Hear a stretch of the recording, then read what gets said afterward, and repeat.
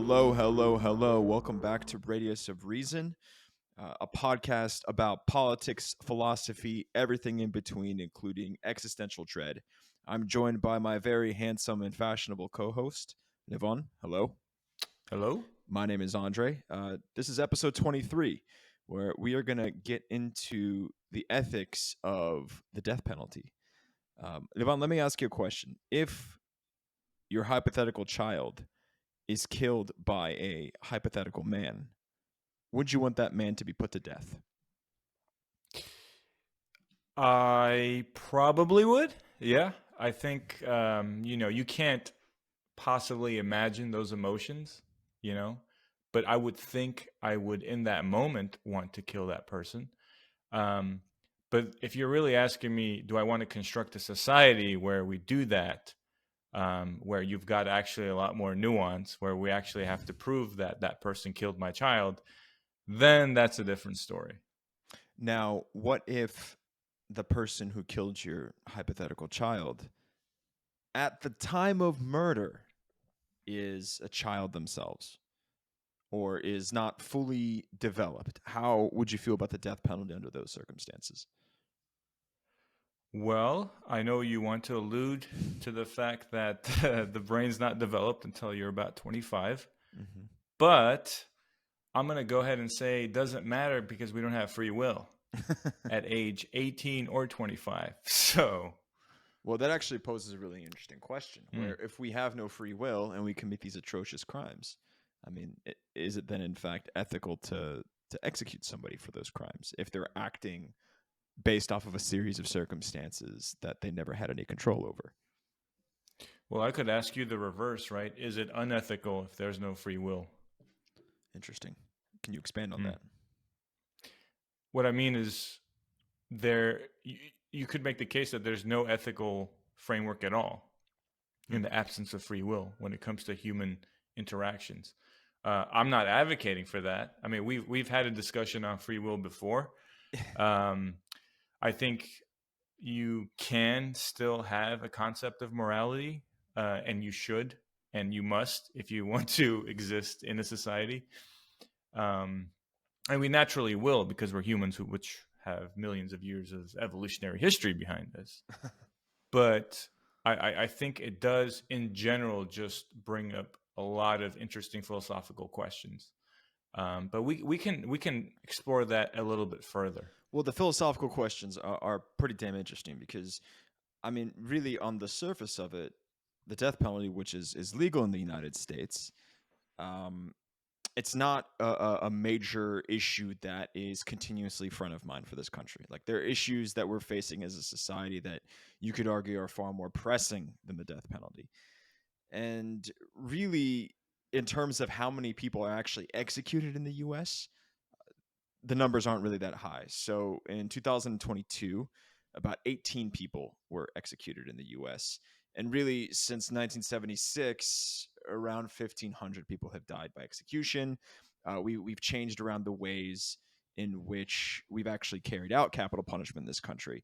So in 2022, 100% of those executions were done by lethal injection, which is said to be a far more humane approach to executing somebody convicted of a crime. I'm imagining this is more humane when compared to like dumping somebody into like a gladiator ring and making them fight a lion. I just wanted to list off Although a few quick. that would be badass, but yeah. Well, yeah, I mean, we could talk Yeah. about the Romans as well, but just a couple interesting statistics I thought you would like, as the sicko you are. Uh, Out of those executed last year, 100% were men, 56% were white, 28% were black, 6% were Asian, Hispanic, and Native American. And all of the states that conducted the executions were all Republican states. So Oklahoma, Texas, Arizona, Alabama, Missouri, and Mississippi. Well, the first thing that stands out, it's like anyone who is still arguing about gender differences. This hits you right in the face. Uh, so that Or actually, potentially even more of an instance of cognitive dissonance. Most of the hmm states where there is an opposition to an abortion, on the basis of life is sacred, indeed are still carrying out capital punishment. Now, those Mm, philosophical dilemmas I yeah. was putting you in earlier, those are all relevant things here. So, in the state of Missouri, this past month, a man named Michael Tsayas was executed June 6th for a crime that he committed in the year 2000 when he was just 19 years old. He was trying to break his buddy out of jail. He freaked out and killed two security guards.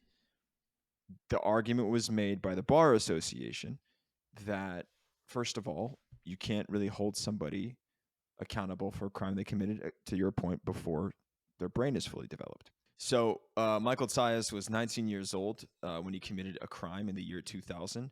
He freaked out and shot two prison guards as he was trying to bust his buddy out of jail. And the American Bar Association actually said that, hey, this case shouldn't be carried out to the death penalty because of the lack of full maturation and development of the brain at the time the crime was committed. Missouri also doesn't have a great track record with this. In 2021, Missouri executed a man named Ernest Johnson, who also killed a convenience store attendant, I believe, but it was proven that he was actually intellectually disabled after multiple rounds of testing. But the state still carried out the death penalty. So it's, I think, a serious burden of an ethical dilemma we're facing as a country. Are these sorts of things bringing us to a better civilization? Do you think, Levon, that the death penalty is actually reducing crime? Well, it doesn't matter what I think, to be quite honest. But what the studies show, what the evidence seems to show, is it doesn't really have a substantial impact. Um, and so, that's kind of what you would hope if you were in favor of the death penalty is that you wanted to prevent further crimes. You want to prevent Mm-hmm. recidivism rates from increasing. So if that's not happening, then you're really left wondering like why anyone would support it when we bring up the other details as well. I don't know if you want to get into that right now. Let's get into it. Yeah, so the cost to the state is very counterintuitively higher because of the legal fees associated with the death penalty. So it's actually Mm-hmm. cheaper to simply keep someone in prison for life. That was astonishing. I never thought that would be the case, but lawyers have done well for themselves in this country. That's for sure.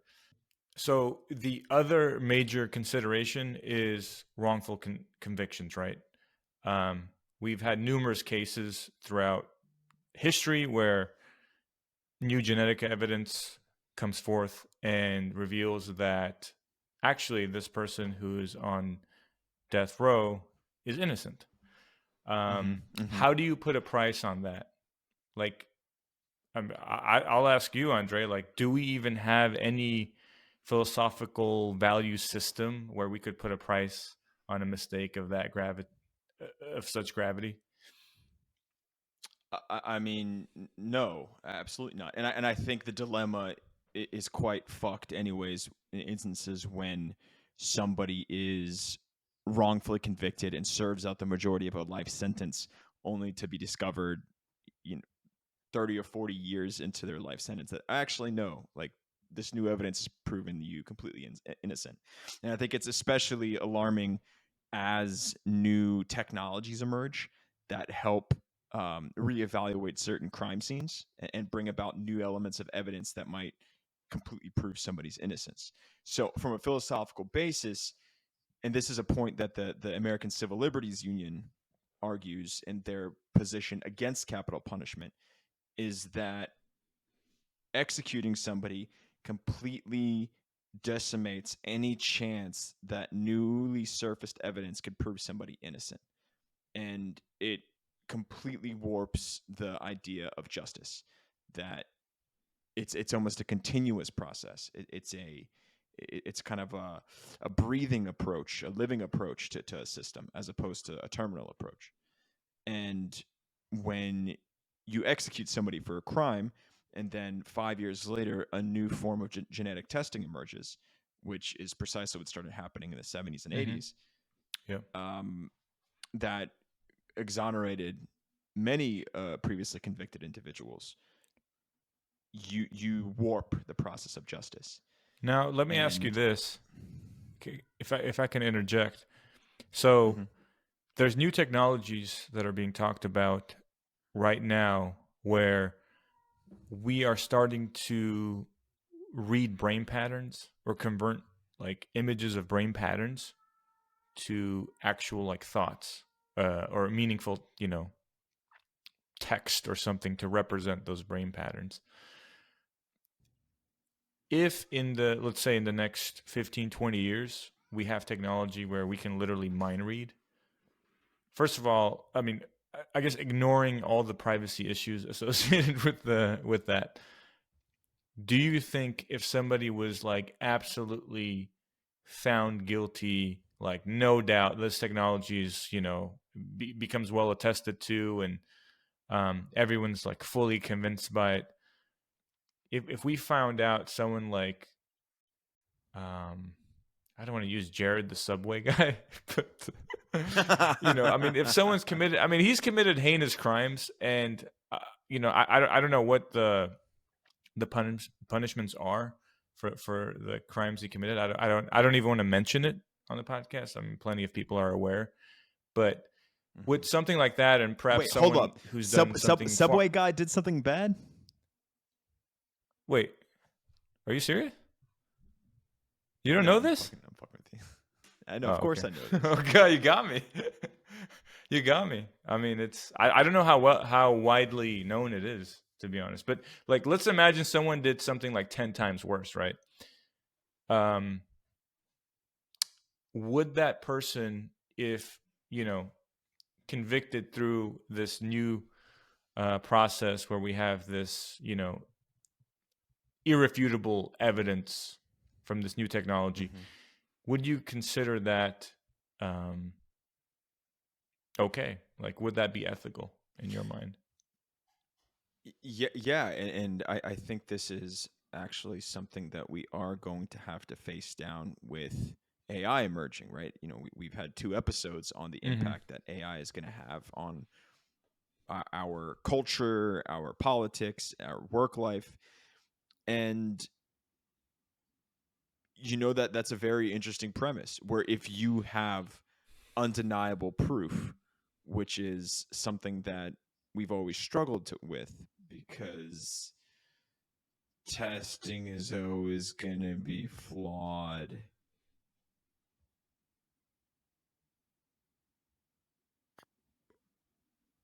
Effectively generate and emphasize the truth.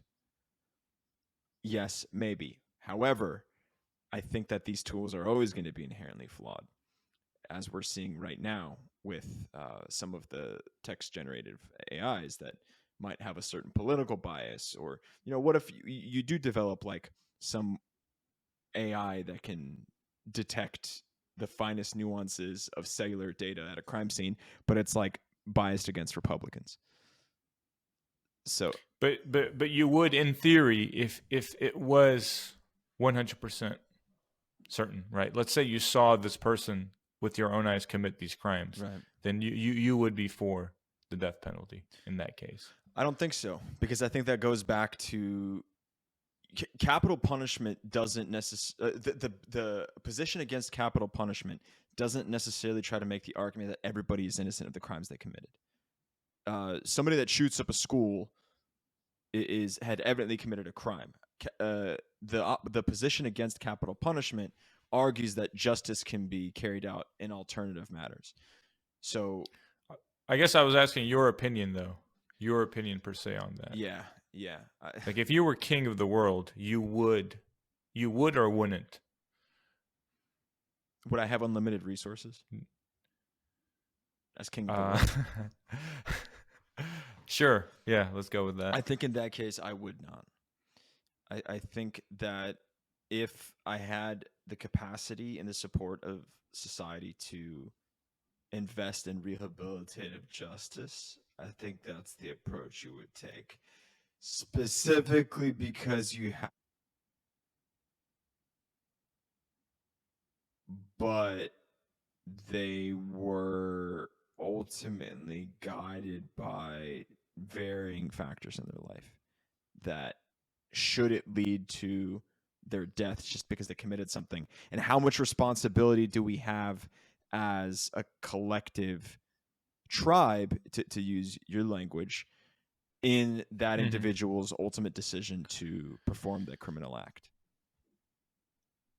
Yeah, I think that's interesting because I guess regardless of whether you believe in free will or not, and regardless of what your views are on, say, behavioral genetics, and, is it 50-50, you know, nurture versus nature, um, there's still an argument to be made that, our society can predispose certain individuals Right. to more criminal behavior.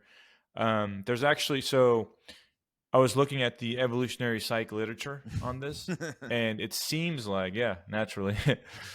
So it seems like one of the key variables for a society to accept the death penalty is, in fact, resource scarcity. Um, and so societies where resources are more scarce are far more willing to execute people because it's just there's less give, right? Um, and people, reoffending on their crimes, which may include, I don't know, maybe this is remnants again of our ancestral past, but maybe someone who's committing theft of highly valued resources. If you've got very limited resources, that's not going to fly, especially when you've got an omnipotent Andrey as as the leader of the tribe. So, With unlimited resources. But well, that's actually a really interesting point you bring up, because the countries that have the death penalty still legalized, and this puts the United States in a very interesting cohort of countries. The likes of North Korea, Iran, Saudi Arabia, and China all still have the death penalty as a legal form of punishment. And it's kind of interesting because in the far more extensive list of countries, of course, I nitpicked here to make a point. Almost no close U.S. allies have the death penalty still in place. And in fact, the countries that we harp on the most on a geopolitical basis are the ones that we share this little quirk of our justice system with. A lot of these countries are also subject to massive amounts of sanctions and international isolation. So it speaks to what you're talking about. North Korea and Iran, they're basically pariah states. So what do you think is up with the US, a country of unlimited resources, bountiful potential, the country that gave you Elon Musk, and I guess Musk is South African, but Tesla, Amazon, the iPhone, still has this very terrible form of justice in place? okay, let me try to take you through the logic that's flowing in my beautiful mind. So, U.S. is the melting pot, right? Mm-hmm. Well, we've got people of so many different backgrounds, and I think that heightens tribalism in certain contexts. Perhaps law enforcement. In fact, we've got evidence of, well, I haven't honestly dug into this a whole lot, but systemic injustice in the law enforcement industry. I think most people would agree that um, there are issues with the law enforcement sector. So, um, but I think it could be because we, again, we just have such a high level of diversity that it's easier for us to prescribe such a severe crime to someone who's like already not in our tribe, right? Like, oh, we did you a favor. You came here, even though we killed all the Native Americans, whatever. But yeah, let's ignore that part for a second. Um, you are enjoying the fruits of our labor. You come here and commit a crime. Well, you got to go. So I don't know. That's one theory. I mean, obviously, have no evidence to back this up whatsoever, but that's why we're podcasters. So, But yeah, yeah. And I kind of wanted to go back to a point that we inadvertently stumbled into earlier. mhm. This question over how much maybe collective responsibility we have as a country to maybe in the ultimate act of violence or crime that's inflicted, which is then punished by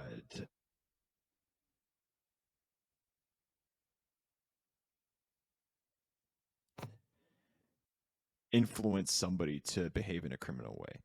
I think a really good example of this is the presence of lead in housing, where if you grow up in an environment where there's a lot of lead in your pipes, lead in your drinking water, it steadily erodes elements of your brain to the point where you might behave in a more violent manner, right?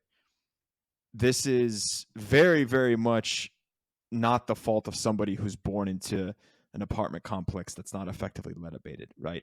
That's very much the responsibility of landlords, and then at a higher level of policy, which doesn't effectively regulate lead abatement.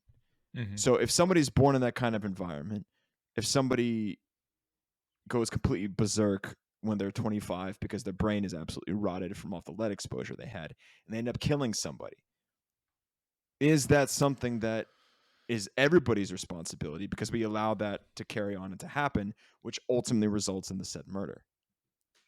I, I mean, yeah, I mean, it is a collective responsibility, but here, in the States, it's a very individualistic society. And so people aren't Mm-hmm. taking responsibility at a collective level, right? Or at least most people Mm-hmm. aren't. But to piggyback on what you're saying, I think this is a very important point because we know things like income inequality that can directly, trace you to higher levels of criminal behavior, right? By simply growing up in a poor neighborhood. It's not just lead, right? It's just simply being poor, um, which may have to do with maybe the result of many reasons, right? It could be that your just family isn't very hardworking or very smart. It could also be um, many environmental factors and historical inertia that has led you to come to be in this particular neighborhood at this particular time. And so those things aren't fair, but they clearly predispose people to higher rates of criminal behavior. They force people in some sense. This is well attested to in social science. One of the few things maybe we can be confident in when it comes to social science findings. And so it really illustrates the massive ethical dilemma here, right? Of the disadvantages of growing up in a place that may end up forcing you to commit crimes. We don't want to talk about that. We don't want to admit that maybe we're kind of lucky, right? That we Mm-hmm. are surrounded by people that um, shield us, maybe from criminal behavior or environments that shield us, right? Like we don't want to we if we don't commit crimes, we want to say it's because we're good, right? But if other people are committing crimes, I guess I don't know where I'm going with that. We say they're bad, so we're consistent. We're consistent with that. But I had a point. I had a point I there think my man somewhere in just there. made a point for white privilege. Oops. Um, oops. Yeah. But I do think that you actually inadvertently also underscored another element of our criminal justice system, in that those who can also afford a very, very successful defense will likely not face the same consequences as somebody that is poor. I'm very curious out of the 18 people who were executed in the United States last year, how many of them were billionaires? How many of them owned multiple properties or had generational wealth? I'm not going to go on a limb and say none of them, but I assume that statistically speaking, we could probably make a determinant that the very wealthy were not among those who were executed in 2022. And is that a question of, oh yeah, the rich just don't commit crimes? I mean, fuck no. Like we have the ever pervasive Jeffrey Epstein story, which continuously gets unraveled in this country, and nobody's been put to death over that. And I think far more abrasive and far more shocking is the fate of the Sackler family that flooded this country with opioids, and they had to pay like a customary fine. Yeah, it was high, but it was nowhere near the amount of uh, money they caused in damages to families and generations of Americans. Not a single one of them is being put to death. So I think that already we're stumbling into something here that by basis of class division, the death penalty is unethical because it's not being carried out in a similar scaled fashion based off of somebody's socioeconomic background. Well, I think this also kind of touches on one of the first points that we made. When you talk about an ethical framework and a philosophical system for the values that we have and how we ascribe value to certain acts or events, Mm-hmm. um, like billionaire, CEO of oil company knowingly, cheaps out on a cap for an oil well, which leads to billions of dollars of, economic destruction, habitat loss, etc. Millions of, sea life, animal life ruined. Is that person more or less deserving of execution than, some serial killer slash pedophile, right? Or, I mean, not even a serial killer or pedophile, or maybe a 19-year-old kid who kills two guards at a prison and trying to break his friend out, right? Something very real that we referenced. Mm-hmm. Our legal system determined that the death penalty in that instance was deserving. But in instances, again, of, let's say, the Sackler family, which knowingly contributed to the opioid crisis, which continues to rock this country today, our justice system did not put them to death. And the argument that somehow, if they weren't directly pulling the trigger, or if they weren't maybe looking their victims in the eye when they were committing this crime, that makes them legally, and that puts them legally in a better position than the 19-year-old killing the two guards. Which, to me, I think that I mean, the math doesn't add up to that. Yeah, I mean, there's also, this other point about empathy where it's easier for us to empathize with, like, let's say a single individual that gets killed. Maybe some wacky dude, kills a little girl, right? Like that, like, death penalty to that guy. But you start to scale up the numbers, and like some guy who's killed like 100, 60-year-olds. You know what I mean? Like there's an issue of scale as well, and how empathy works in human beings, which creates again another ethical dilemma. And then this also brings up another point I haven't thought about too much, but like media pressure, right, and social pressure that judges, et cetera, have to resist when trying to make these decisions. Um, I don't know. There's just you just see how muddy the water is, right? Just discussing this at a very, I mean, just a basic level. We've been talking about it for what, half an hour or so. I mean, you already see Mm-hmm. again just how ill-equipped we are from a philosophical standpoint, and how much of our justice system and value judgments are simply inertia from the past and kind of Mm-hmm. human instinct that's not fully thought through, right? It's more like system one thinking as opposed to like a more deliberate system two, uh, well thought out, conscious, objective attempt to provide the most fair and effective, punishments or whatever. Well, and I think that has a really interesting implication for the arguments of systemic racism of the justice system, in that, especially in What are you, woke? states that had a legacy.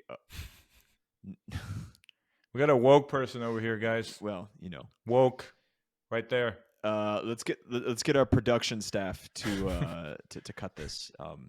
We got Um, woke on aisle 9. but I mean,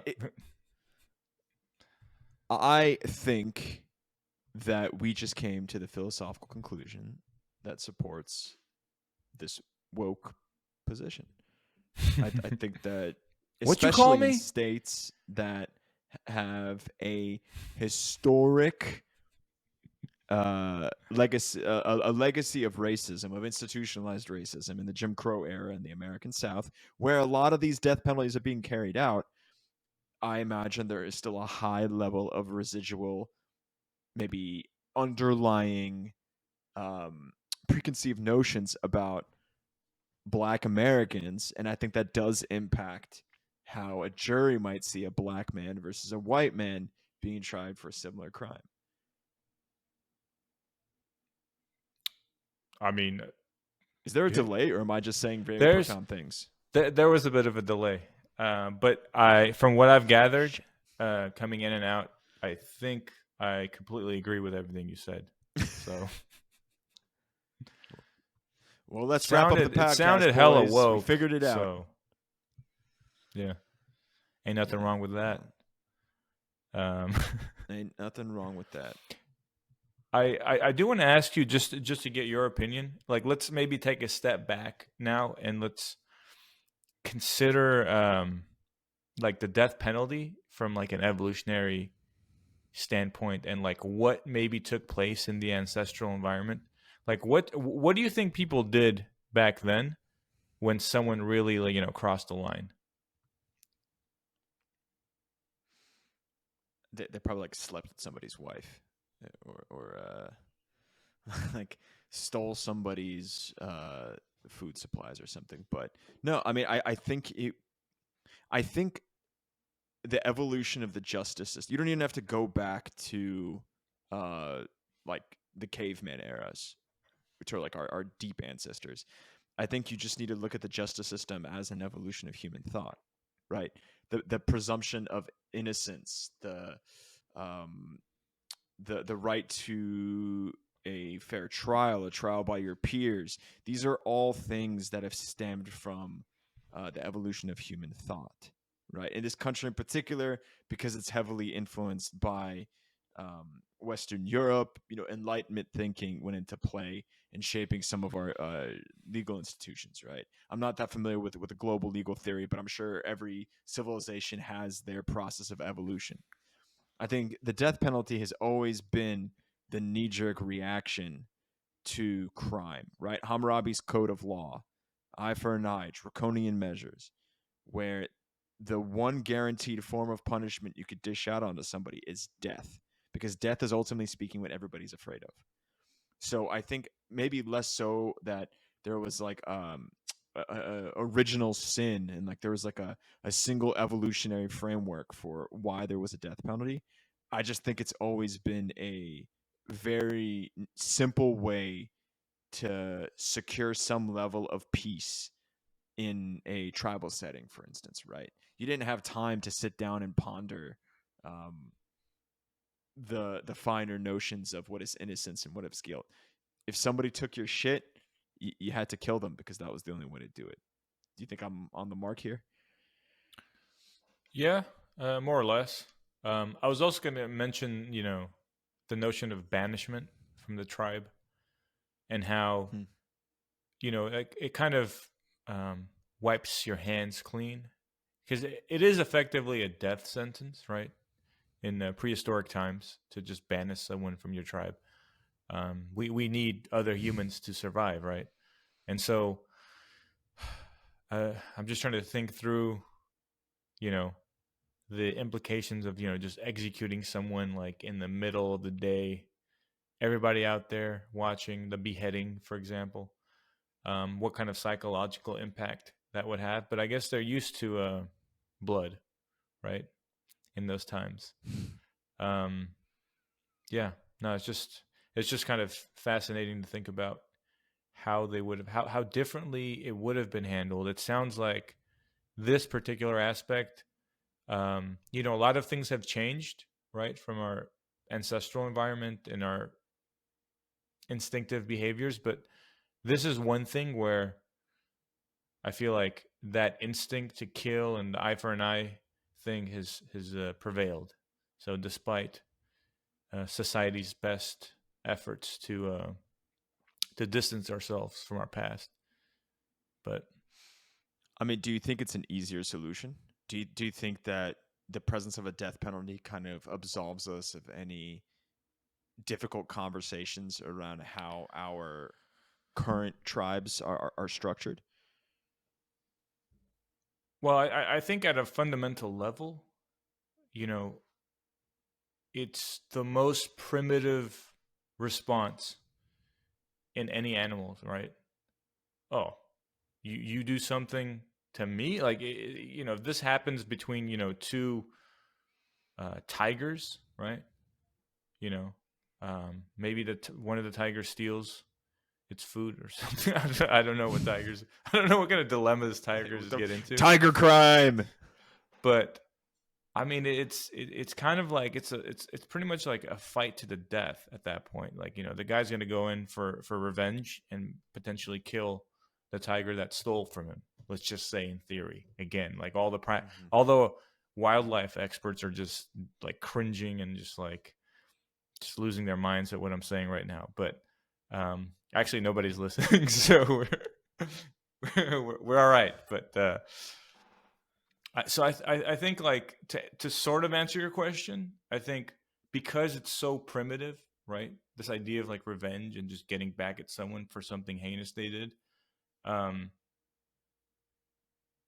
I think yeah, it does satisfy us at a very primitive level, in a way that reason can't, right?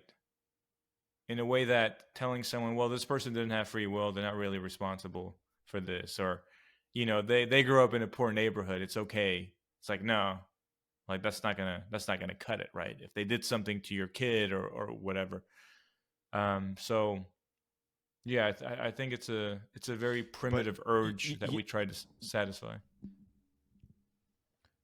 but that's a really interesting thing because many countries have actually instituted a system by which if somebody kills your kid, no, like the criminal will not be executed. So even if you're desiring that form of retribution, the the system will not execute somebody even if they committed a very very atrocious crime. And what I had written down in my notes was the example of Norway, with the case of Anders Breivik. Right, he's the guy who shot up a youth retreat, killed 70 people, a lot of them children, and he will not be put to death because Norway has codified it as such that capital punishment is illegal. So, as a country, they've determined that that is not how they will treat their criminals. Even though I imagine out of the 70 people that died at his hand, many of their relatives would probably have wanted to see him hang. And instead, not only does he get to walk away with his life, but he's also living in circumstances in a Norwegian prison, which are far better than like the majority of apartments in the United States of America with the services and amenities offered. So I mean, their philosophical approach here is that hey, justice is restorative. That we're going to find a way to even out the scales, that he shifted in a far darker direction. But looking at that is also interesting, because is it justice if somebody can commit such a horrible crime and then continue to live a life with a reasonable standard of quality to it? In my opinion, the answer is pretty obvious. It's like, no, that's not. It's not justice at all. I would be fucking furious, right? If one of Breivik's victims was someone that I knew, right? For example. Um, yeah, I mean, I can't speak to Norwegian ethics. Maybe I'm just not sophisticated enough to understand their logic, but seems pretty absurd to me. We should get a Um, Norwegian on the show. yeah, explain that. Yeah, you social democrat, explain that. I want to. So okay, maybe before we go on to the next topic, please hit the subscribe button, follow, like, comment, and the inevitable Twitter plug from Andre. Radius underscore of. If we get 10 Twitter followers, Levon will do the next episode topless. Right. So we'll probably get only 9, right? Because people love the show, but they don't necessarily want to see that, right? That's Yeah. okay.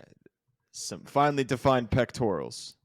Well, speaking of incentives, um, how about this? What are some solutions to disincentivize heinous criminal behavior that don't involve capital punishment? Right? Do you have any ideas?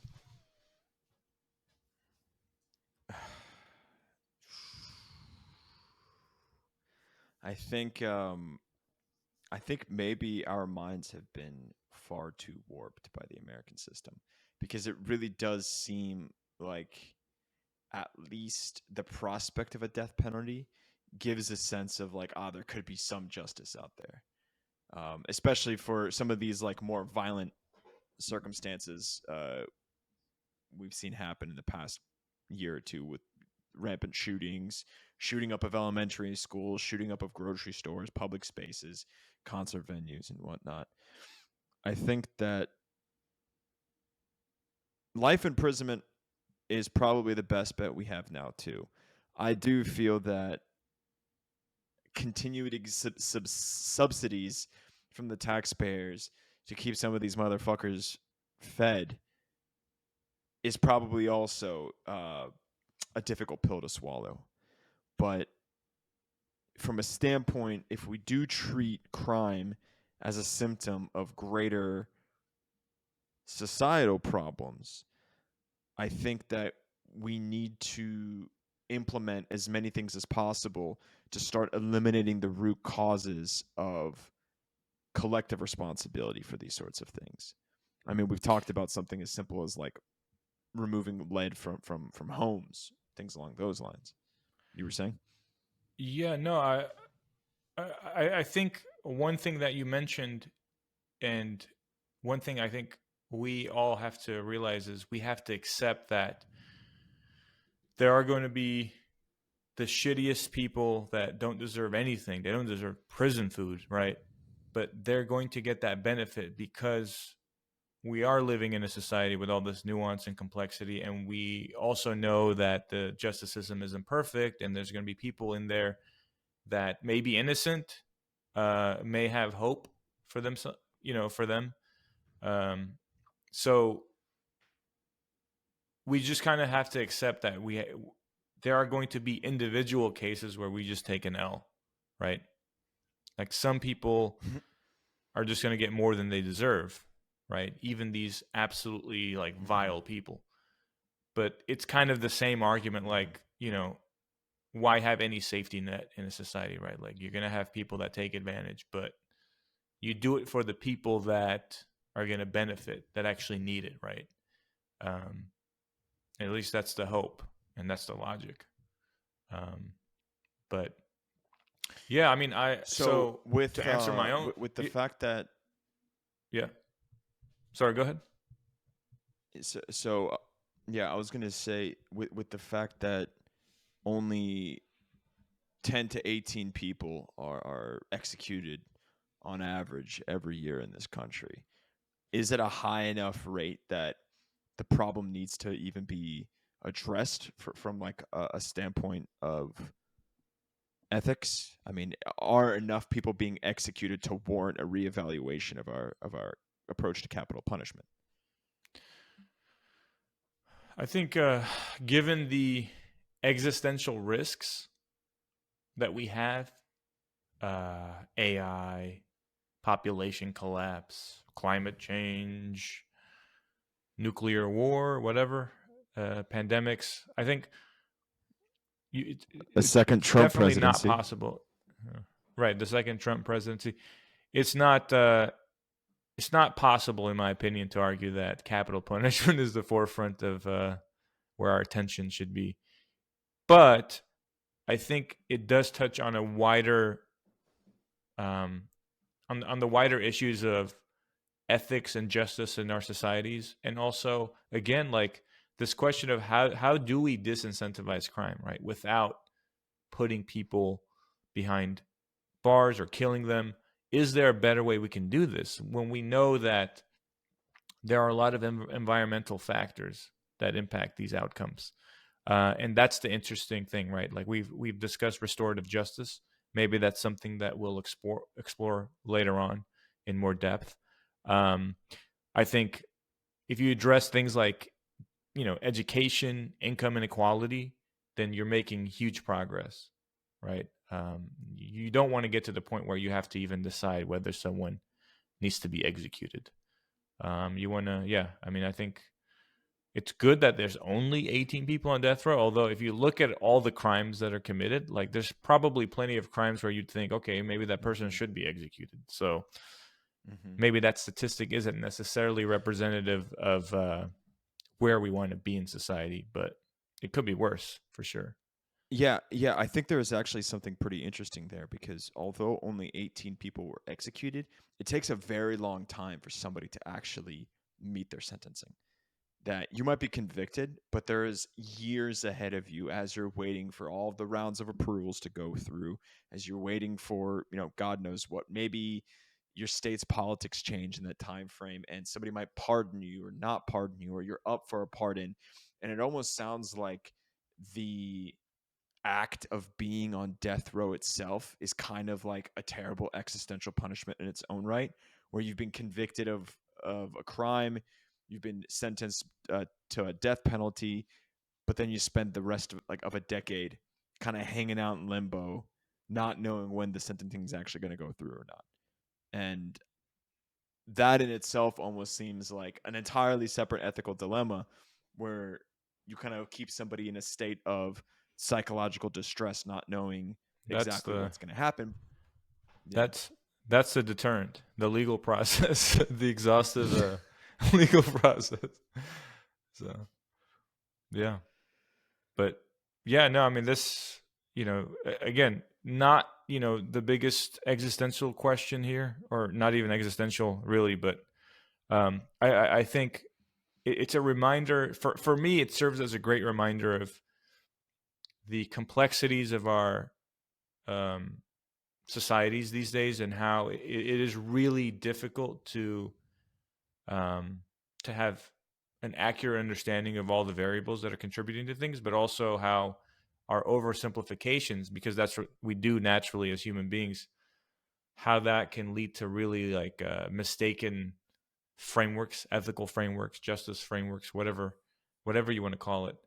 Um, and I think, again, it touches on so many different ideas: free will, ethics, politics, economics, right? Um, so yeah, it's just another perspective, I guess, on all these issues that we touch on every episode. So it's all connected.